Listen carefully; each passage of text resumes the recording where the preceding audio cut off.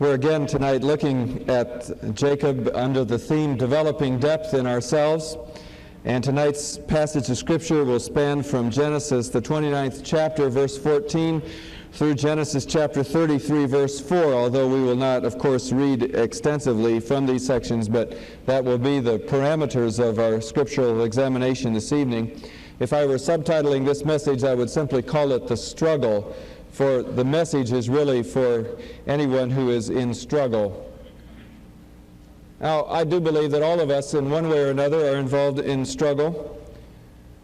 Some of us are more painfully aware of the struggle of life that we are engaged in.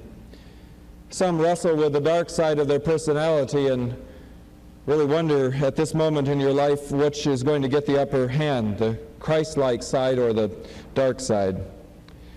And others struggle with whether or not they're going to get accomplished what they were intended for. How is it all going to come out? How is the struggle that I am facing now in my life going to happen? What's going to be the result? There are perilous passages in our life where our fate truly does hang in the balance. And in those moments we are literally in suspension, and there is simply nothing we can do. Like Jacob, we must find God doing some things for us if things are going to turn out all right. If after having done everything I can, I succeed, it will not be because of me, it will be because of God. That is an underlying message of Jacob through and through, that in the struggle, when the bottom line is written, the only thing that accounts for his success is that God was with him. Since I am the kind of person who always likes to have at least 3 points or more, I have reduced the struggle in these chapters to three major assumptions, three major truths in my own struggle and in your struggle. God, if I'm to succeed, God has to overrule my sins and my mistakes, my personal liabilities and my limitations. And if He doesn't overrule those things, I will never accomplish the purpose for which I have been sent. Now, when I use the term God has to overrule my sins and my mistakes, I don't use the word has in a sense of moral necessity. God doesn't have to do anything. But it's conditional. If I am to win in my struggle of life, God has to overrule my sins, my weaknesses, and my earthly limitations. Prime example of this is Jacob. He starts out, we know, and we've already looked at this in preceding weeks, as the deceiver. God had to overrule that element of his nature. But when you look at his marital situation, you see compounded problems. And the ability of Jacob to emerge successfully from what he stepped into can only be accounted and attributed to the fact that God went with him and redid some of the terrible, tragic mistakes that he made. Actually, he finds out when he gets married that Laban is capable of deceiving him just as well as he was capable of deceiving Esau. And classic understated humor, as well as ironic poetic justice, is found in the fact that Laban in the nighttime gives to Jacob his eldest Leah. And verse 25 of Genesis 29 says, "Lo, when morning came, there was Leah." Jacob then turns, because he is still in love with Rachel, agrees to serve another 7 years for Rachel. So after his wedding week with Leah, he marries Rachel.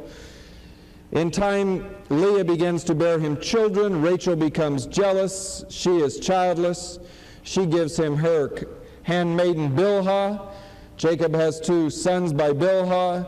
Leah becomes jealous, gives Jacob her handmaiden Zilpah. Zilpah bears 2 sons. And then one day, Reuben, Leah's oldest son, is coming in from the fields with mandrakes, a supposed aphrodisiac. Rachel sees him. Leah trades the mandrakes for the privilege of sleeping with Jacob that night. And God, without with Rachel having the aphrodisiacs, is still unproductive, and Leah gives birth to another son, and then another son, and then finally, at the last, Rachel gives birth to 2 sons. Complicated, isn't it? Sinful, isn't it? And we don't find anywhere along the line Jacob making much protest to all that's going on.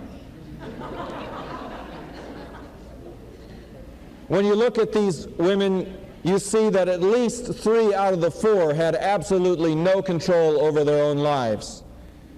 Leah had no control. She was at the disposal of her father. Bilhah was at the disposal of her mistress, Rachel. Zilpah was at the disposal of her mistress, Leah. They do not have freedom in the sense that we have freedom, and I think even a question can be raised as to whether or not Rachel had freedom. But Jacob, I suppose it would be easy living from our context to judge him. But we must remember he did not have the law of Moses, nor did he have the gospel of Jesus Christ.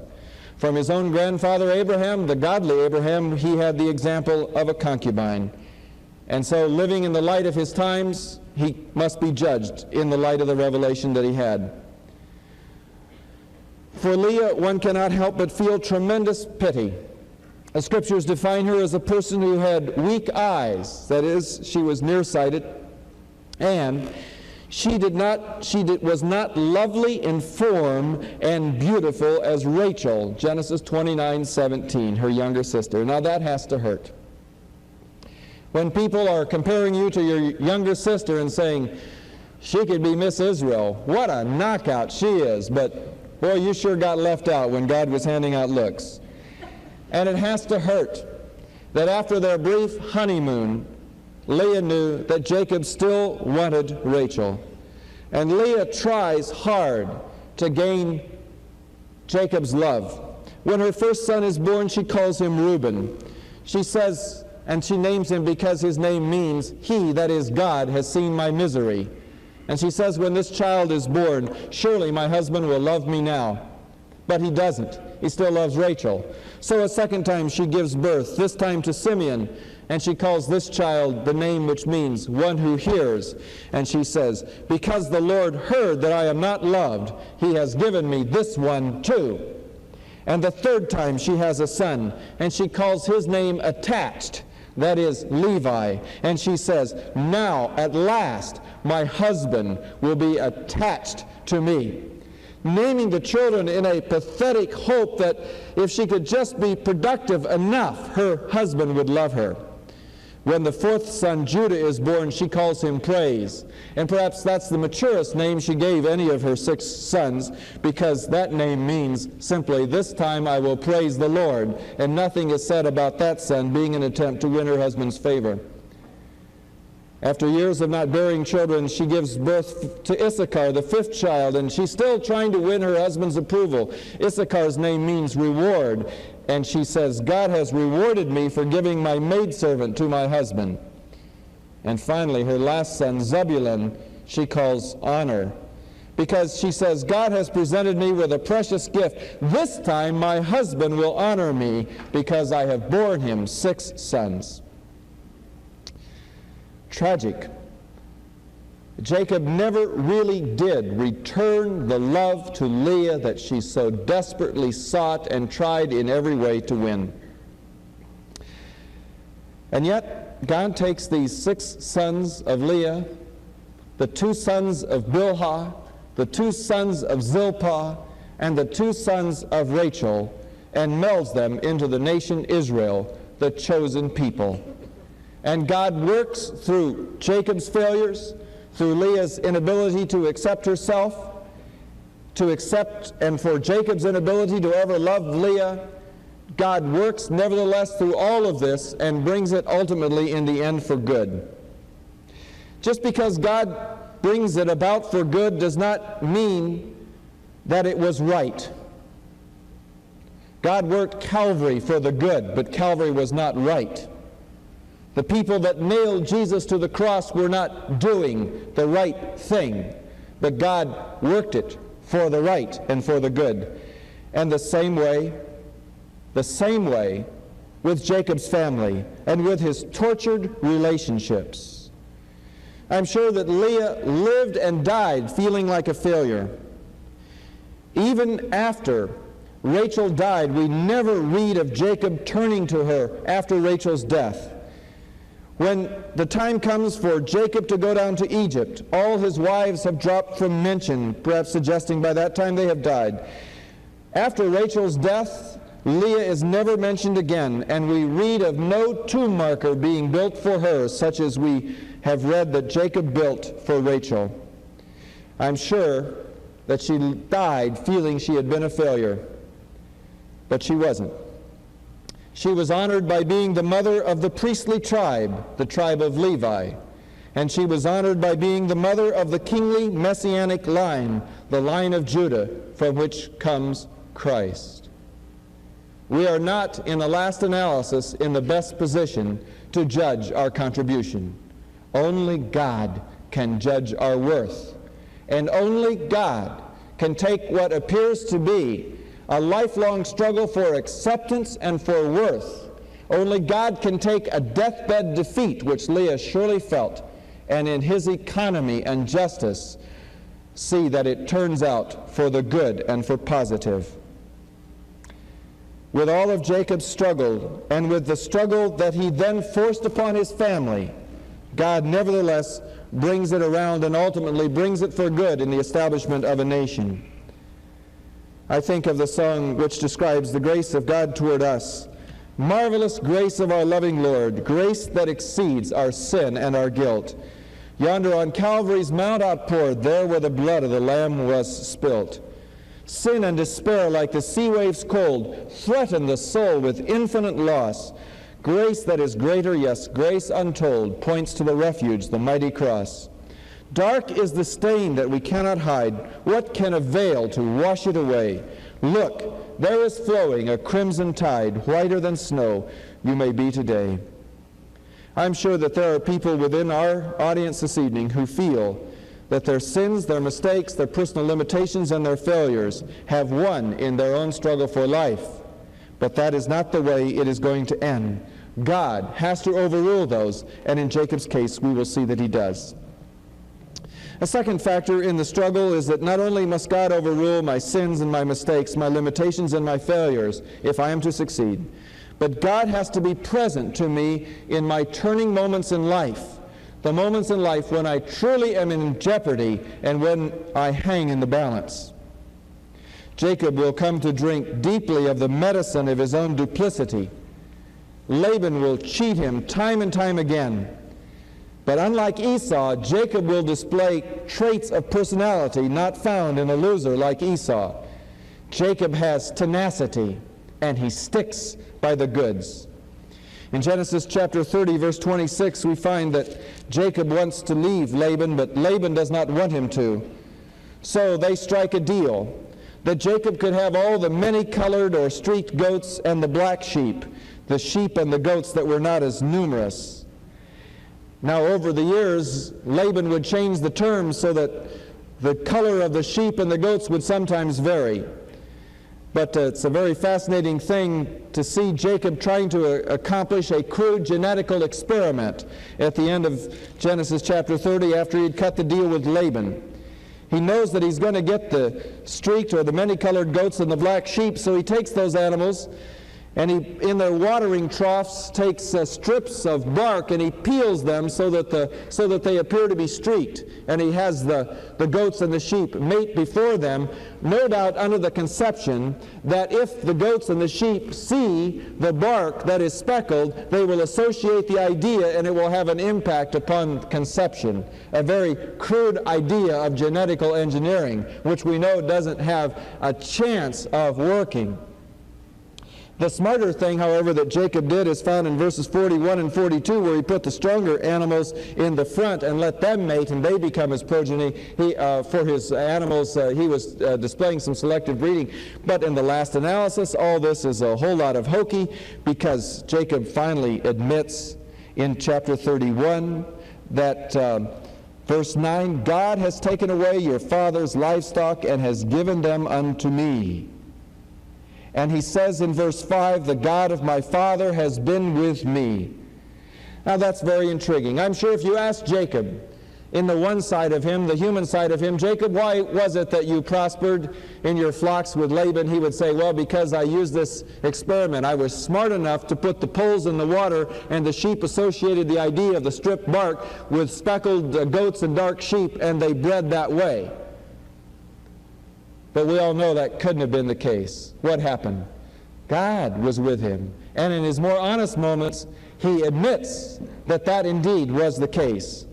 It would not be the last time God's part in a success would be much greater than seen to the observer. We have the tendency to give ourselves more credit for our successes than we deserve. If any of us succeed at anything, it is because God enables us to do it. God summons Jacob away from Laban and back to the land of Abraham, back to the land of Esau. He must go back, because if we run from difficulty, our character will never be fully established till we face it.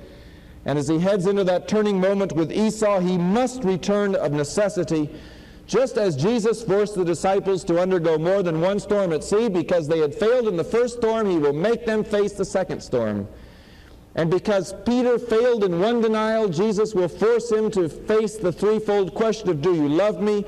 And the Lord inevitably never lets us run away, but keeps us coming back until we face up to our nemesis, that which we struggle with in life. God has to be present in the turning moments, and for Jacob, those years of serving Laban, where he had come to him without anything and leaving with flocks and with children, can only be attributed to the fact that God prospered him. The third thing about the struggle is that if we are to succeed ultimately, God must resolve our identity as a person. And this brings up the struggle that Jacob has on the eve of facing Esau when he wrestles with the angel of the Lord. The Christian psychologist John Stanford says the following about Laban's struggle with his identity and his coming back to the land from which he had fled. God's command to him, go back to your land, is ominous. For we must remember that this meant returning to the land of Esau and facing the prospect of revenge at the hands of his estranged brother. It was not a happy prospect which Jacob faced. To be sure, he had to leave Haran, but why return to the land of Esau? Why not go another direction and find a safe home? Jacob, however, decides to obey the divine voice. His deepest instinct is that he must trust God's command, no matter how great the dangers seem to be, and God is faithful to this instinct, even though he is not in a position to know what God has in mind. However, we are in a position to see why Jacob needed to return to the land of his origins. The whole of Jacob's life since he left his home has been a long process of coming to terms with himself and the replacement of his egocentricity with a larger God-given personality. But this developmental process cannot be completed until Jacob returns to the land of his earlier misdeeds and confronts Esau. To be sure, Jacob has done well in the land of Laban, living an honest and valuable life, but he has not yet faced up to the person he had been as a youth, nor has he made amends for the terrible things he did to his brother. His spiritual development cannot be complete until he is reconciled with Esau and has faced and taken responsibility for the deceitful person he has been in the past. We must, in the last analysis, come to grips with the darker side of ourself if we are to succeed. And God does this with Jacob. He forces him finally to affirm a new identity as a person and come to grips with his old identity as the deceiver. The way you will find that God selects is not an escapist route. It is so easy to think when we are in conflict and in struggle with the psalmist, oh, that I had the wings of a dove and could fly away to the furthest stretches of the sea. Oh, that I had wings of morning and could escape.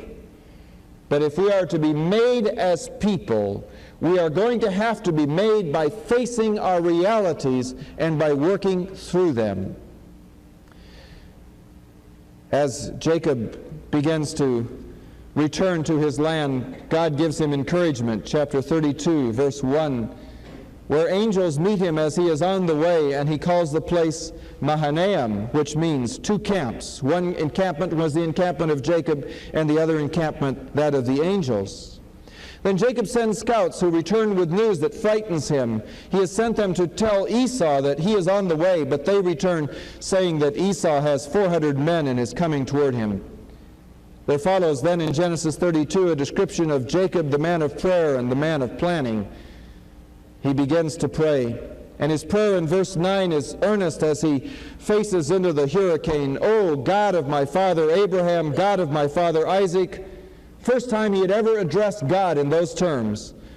"The God who said to me, 'Go back to your country and your relatives, and I will make you prosper.' I am unworthy of all the kindness and faithfulness you have shown your servant. I had only my staff when I crossed this Jordan, but now I have become two groups. Save me, I pray, from the hand of my brother Esau, for I am afraid he will come and attack me, and also the mothers with their children. But you have said, 'I will surely make you prosper, and will make your descendants like the sand of the sea, which cannot be counted.'" The prayer shows that over his life, Jacob has come through to tremendous maturity in his praying. But praying is never enough for Jacob. He must also do something. And like us, he prays and he plans, and I guess that's okay. He takes 200 female goats, 20 male goats, 200 ewes, 20 rams, 30 female camels with their young, 40 cows, 10 bulls, 20 female donkeys, and 10 male donkeys to send before him to give as a present to Esau. Not bad, eh? That would be equivalent in our day to sending about 5 silver cloud Rolls Royces, 10 Eldorado Cadillacs, and you can fill in the rest. But there comes a moment when Jacob must finally be still. On the edge of meeting Esau the next day, he will come within himself and be alone. And there comes a strange moment when a man becomes present to him and wrestles with him until daybreak. When you look at Jacob's life, all of his life had been wrestling and struggle. He had struggled with Isaac, he had struggled with Esau, he had struggled with Laban, and he had struggled within himself. As he stands on the edge of meeting his brother, he is 90 years, calendar years of age. He had been 70 years of age when he had stolen the blessing and had left home. Now at 90. And when I think of Jacob and know that he lived past 130 years, I put his psychological lifespan into a 70-year period to understand it a little bit better, because I can't think in terms of 130 years. And I would suspect that in those days when they lived in those ages, that perhaps that you could understand their years better by squeezing them into our psychological lifespan. This would have meant that he would have, in our psychological lifespan, have left home at 38 and 10 years later returned to meet God at the age of 48. It is now make or break time, and the struggle occurs in the evening, in the dead of night, as most struggles do.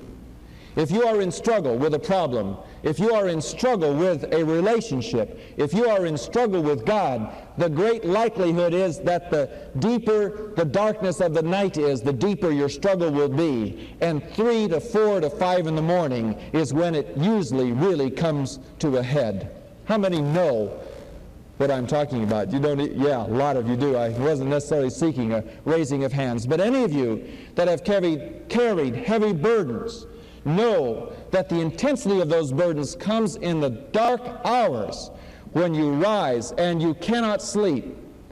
With Jacob, a man becomes present. The man we know to be God. He is described in the book of Hosea as the angel of the Lord, a description which is used in the Old Testament to describe whenever God became present in the Old Testament in human form. Jacob himself realizes later that he has struggled with God, for he says, as he calls the place Peniel in verse 30 of chapter 32, I saw God, he says, face to face. And the angel himself says to him in verse 28 of chapter 32, you have struggled with God and with men and have prevailed. This struggle is showing Jacob and showing us that our ultimate struggle is with God himself.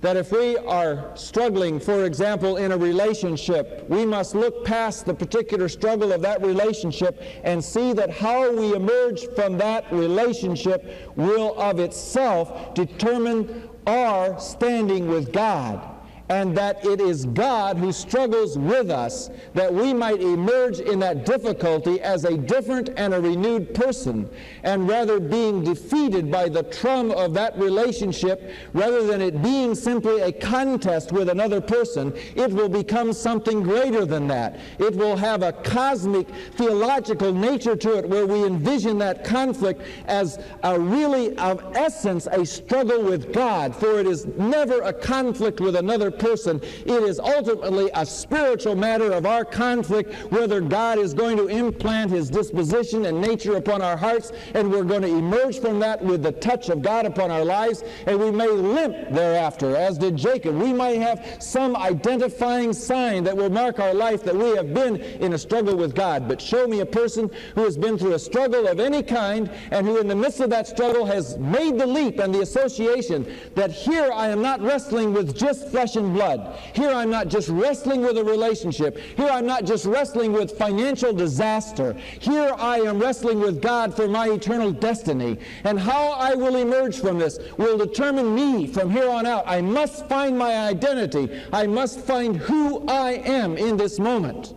It is when we come to that place in our life that we become in a position where God can touch us, and the person touched by God in struggle will forever bear the results of having met with God in the struggle, and there will be some manifestation in their life that they have struggled with God. It's hard to struggle with God, but struggle with God we must if we are to get meaning from our experience. It is very evident that in Jacob's experience, the stranger that he wrestles with could win at any time.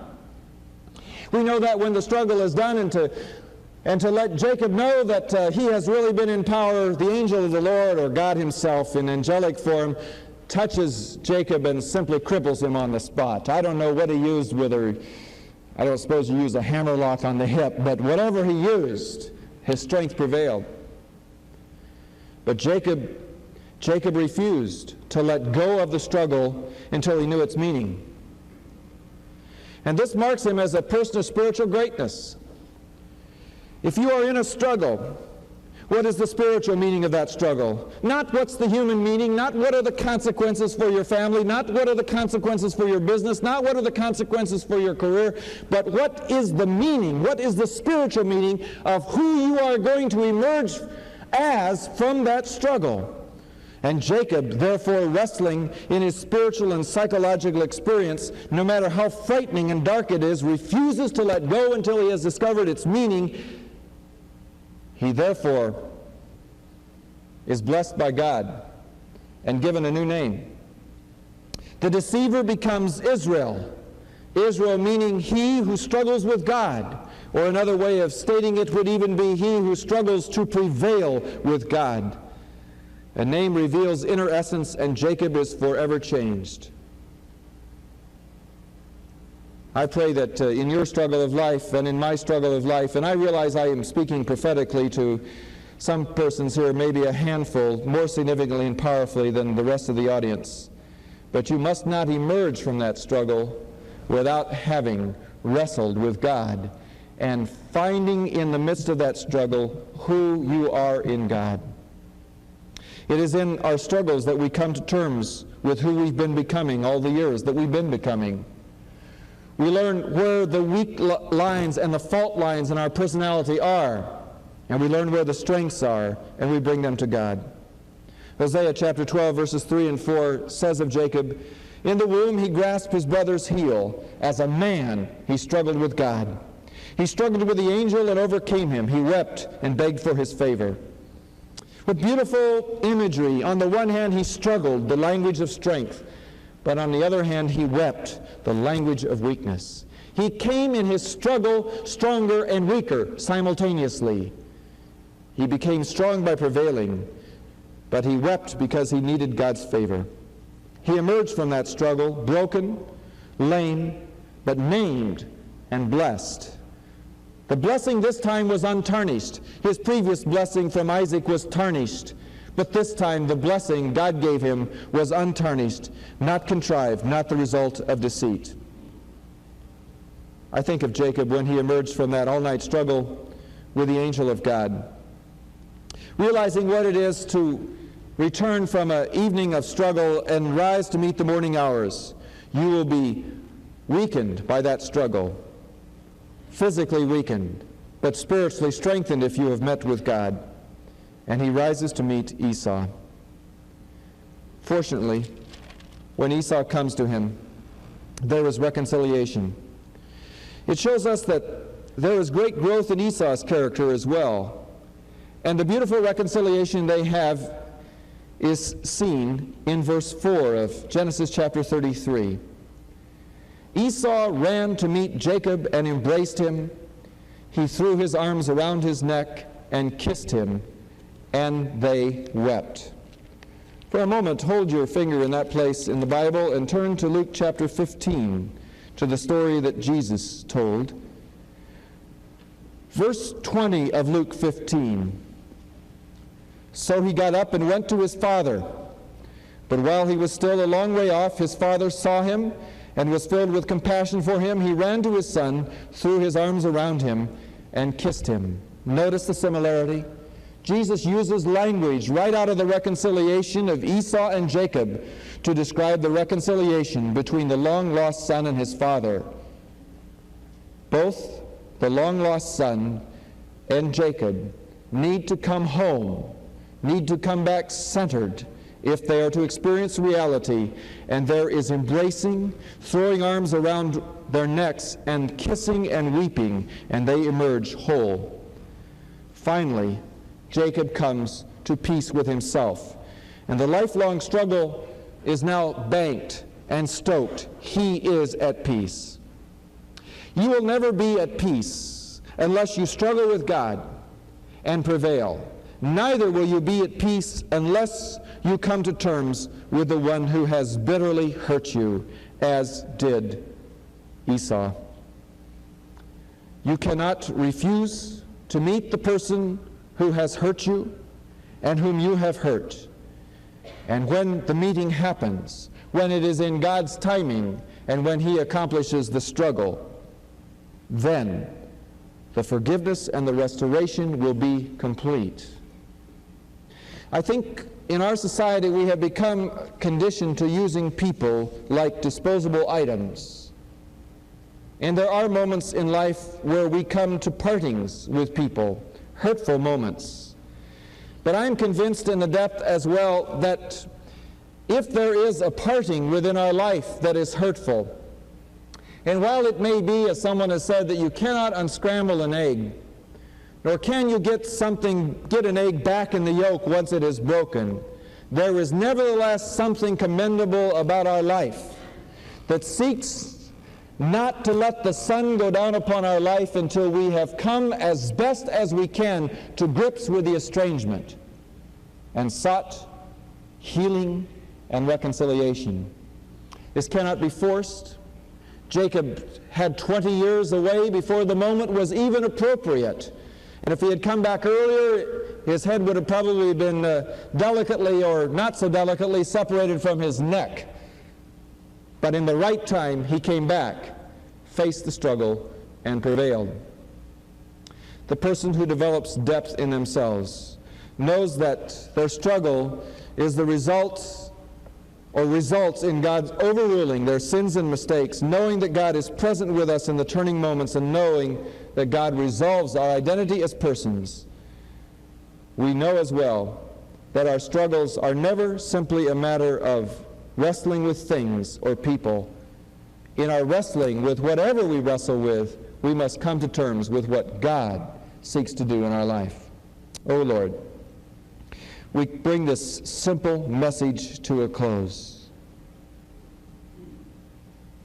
We realize that it is laden with meaning for a handful of people in this room.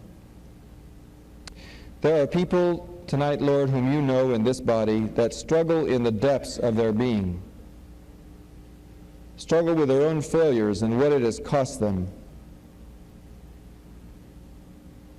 Some that are in crisis moments of their life, fearful of what is looming on the horizon. Our very existence and calling at stake as persons. O God, in the midst of the uncertainty of struggle, we, like Jacob, come to you. And teach us, O Lord, in the midst of that struggle, how to prevail. Not how to prevail over our Esau, but how to prevail with you and how to prevail over ourselves. Change the nature in us, O God, that wants to run and hide, that wants to be deceitful, that is fearful, that yields to anger, that lives in our own rutted behavior. Teach us, O God, in our crisis to find you, to struggle with you, and to prevail. O God, we ask it in your name. Amen.